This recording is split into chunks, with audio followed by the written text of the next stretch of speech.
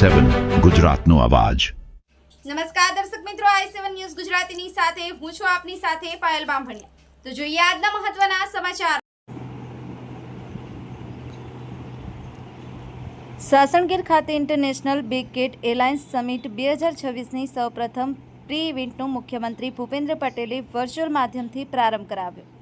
જૂનાગઢના સાસણગીર ખાતે international big cat alliance summit 2026ની સૌપ્રથમ પ્રી ઇવેન્ટનો મુખ્યમંત્રી ભૂપેન્દ્ર પટેલે વર્ચ્યુઅલ માધ્યમથી પ્રારંભ થયો।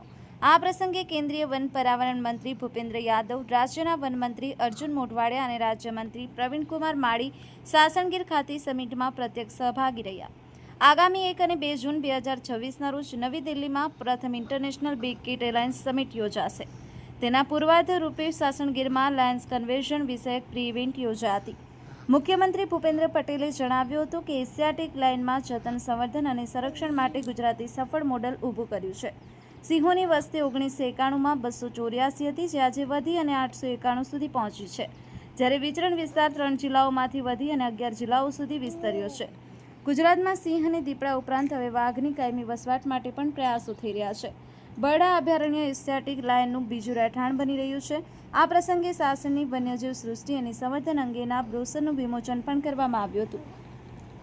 ધ્રુવ ચુડાસમા, i7 ન્યૂઝ ગુજરાતી, સાસણગીર।